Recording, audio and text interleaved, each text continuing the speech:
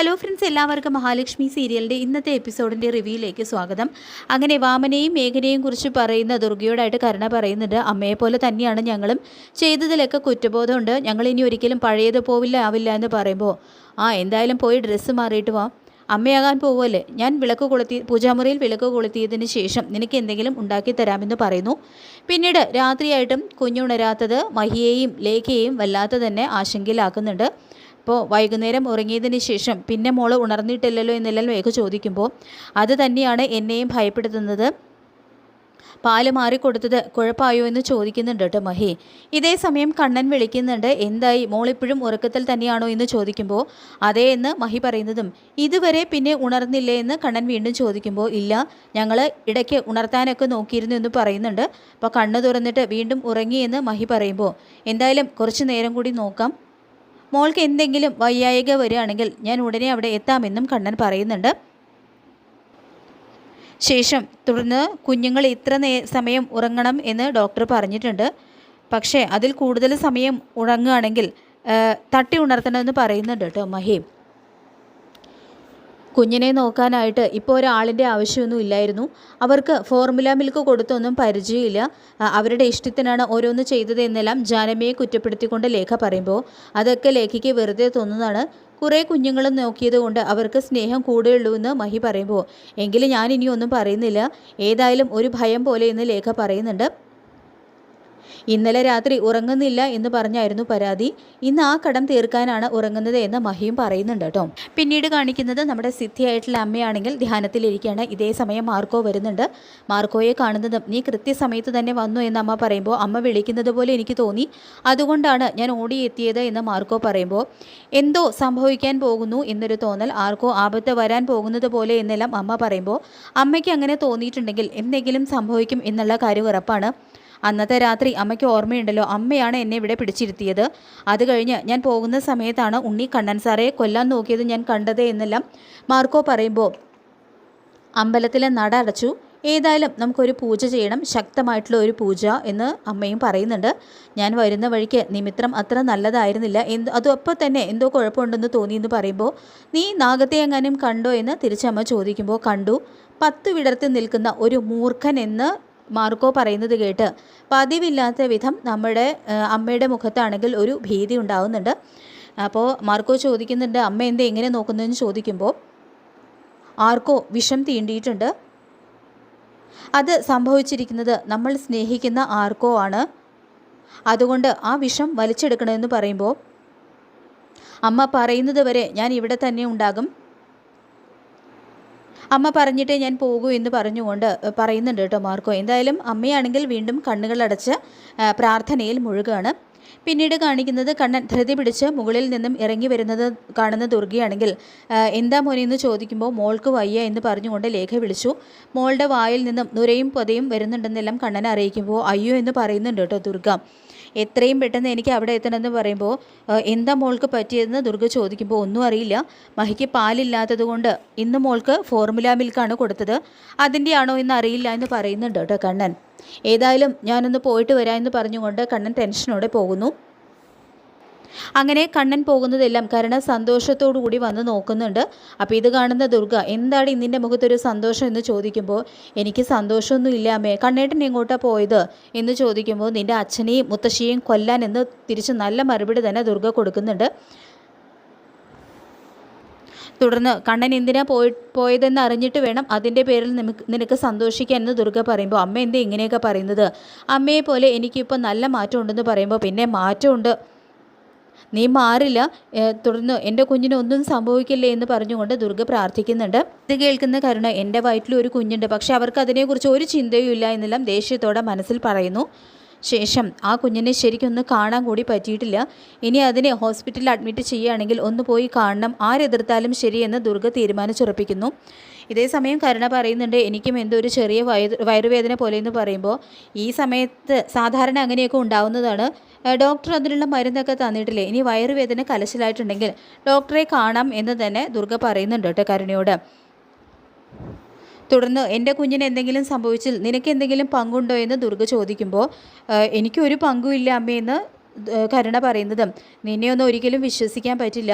മാത്രമല്ല ആ വാമനും മേഘനും നിൻ്റെ അച്ഛനും ഉണ്ണിയൊക്കെ ആ ഹോസ്പിറ്റലിൽ വന്ന് കിടപ്പുണ്ടല്ലോ എന്നെല്ലാം പറയുമ്പോൾ അവരൊക്കെ ചേർന്ന് എന്തെങ്കിലും ഗൂഢാലോചന പ്ലാൻ ചെയ്തിട്ടുണ്ടോ എന്നെല്ലാം പറയാൻ പറ്റില്ല എന്നെല്ലാം ദുർഗ പറയുമ്പോൾ അവരെന്ത് ഗൂഢാലോചന പ്ലാൻ ചെയ്തിട്ടുണ്ടെങ്കിലും അതിലൊന്നും എനിക്ക് ഒരു പങ്കുമില്ല എന്ന് കരുണ പറയുമ്പോൾ നിനക്ക് വേണ്ടി മരിക്കാൻ നടക്കുകയല്ലേ നിൻ്റെ അച്ഛനും മുത്തശ്ശിയും.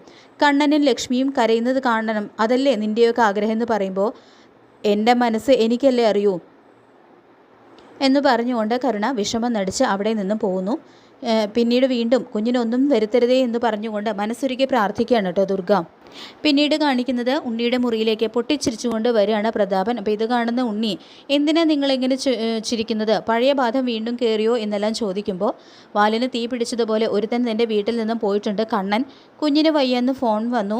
ഞാൻ പറഞ്ഞില്ലേ നിനക്ക് എൻ്റെ അമ്മയുടെ കയ്യിൽ നിന്നും സ്വത്ത് തടിയെടുക്കാനുള്ള സാമർഥ്യം മാത്രമേ ഉള്ളൂ. എൻ്റെ മോളുടെ സന്തോഷം കാണാൻ വേണ്ടിയിട്ട് ഞാൻ തന്നെ വേണം ഇറങ്ങിത്തിരിക്കാൻ എന്നെല്ലാം പ്രതാപൻ പറയുന്നുണ്ട്. ഓരോന്ന് ചെയ്യുമ്പോൾ ചെവി അറിയാതെ വേണം ചെയ്യാൻ.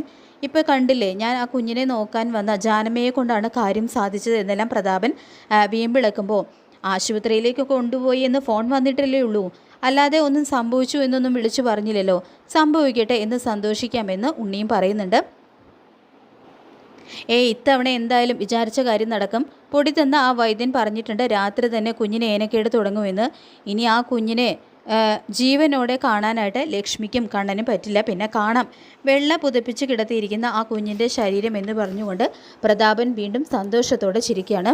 പിന്നീട് കാണിക്കുന്നത് കുഞ്ഞിനെ ഹോസ്പിറ്റലിൽ എത്തിച്ചിരിക്കുന്നതാണ്. അപ്പം മഹിയും കണ്ണനും ലേഖയും അനന്തുമൊക്കെ കുഞ്ഞിൻ്റെ കൂടെ തന്നെയുണ്ട്. അപ്പോൾ ഇതേ സമയം ഡോക്ടർ വരുന്നു. ഫോർമുല മിൽക്ക് അളവിൽ കൂടുതൽ കുടിച്ചത് അത് ഡൈജസ്റ്റ് ആയില്ല, അതാണ് പ്രശ്നമായത്. ഇനി പേടിക്കാനൊന്നുമില്ല, ഈ ഡ്രിപ്പ് കഴിഞ്ഞാൽ മോളെ കൊണ്ടുപോയിക്കോളാൻ ഡോക്ടർ പറയുന്നുണ്ട്. നാളെ രാവിലത്തോടെ തന്നെ കുഞ്ഞിന് മിടുക്കിയാവും എന്നും പറയുന്നു. അപ്പോൾ ഇതേ സമയം ലേഖ പറയുന്നുണ്ട് കുഞ്ഞിനെ നോക്കാൻ വന്ന കുഞ്ഞിന് അളവിൽ കൂടുതൽ മിൽക്ക് കൊടുത്തു എന്ന് പറയുമ്പോൾ ഇനി അവരോട് ക്വാണ്ടിറ്റി കുറച്ച് മിൽക്ക് കൊടുക്കാൻ പറയണമെന്ന് ഡോക്ടർ പ്രത്യേകം പറയുന്നുണ്ട്. ശേഷം കണ്ടില്ലേ കണ്ണേട്ട, ഞാനും മഹിയും നോക്കുന്നത് പോലെയൊന്നും ആർക്കും കുഞ്ഞിനെ നോക്കാൻ പറ്റില്ല എന്ന് അവർ വരുന്നതിന് മുൻപ് കുഞ്ഞ് നല്ല കരച്ചിലായിരുന്നു. എങ്കിലും അതിനുശേഷം കുഞ്ഞ് എങ്ങനെയെങ്കിലും ഒന്ന് എഴുന്നേറ്റ് കളിച്ചു കാണാനുള്ള കൊതിയാവുകയാണെന്നെല്ലാം ലേഖ ഇങ്ങനെ വിഷമത്തോടു കൂടി പറയുന്നുണ്ട്.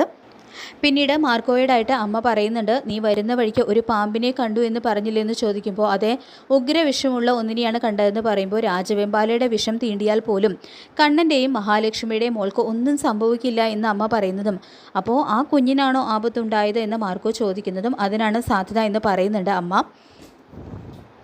തുടർന്ന് വൃന്ദാവനത്തിലെ പോലെ ഭഗവാൻ ജനിച്ചു കഴിഞ്ഞു. പക്ഷേ അതിനു ചുറ്റും ശത്രുക്കൾ വട്ടമിട്ട് പറക്കുകയാണ്.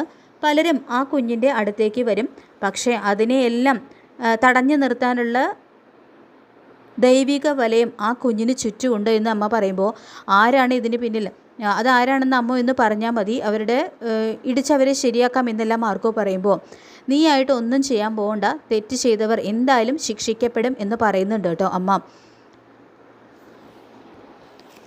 മഹാലക്ഷ്മി മോളുടെ വയറ്റിലേക്ക് വിഷം ചെന്നിട്ട് പോലും ഒന്നും സംഭവിക്കാത്ത മോളാണ് നീലാംബരി എന്നും അമ്മ കൂട്ടിച്ചേർക്കുന്നുണ്ട്.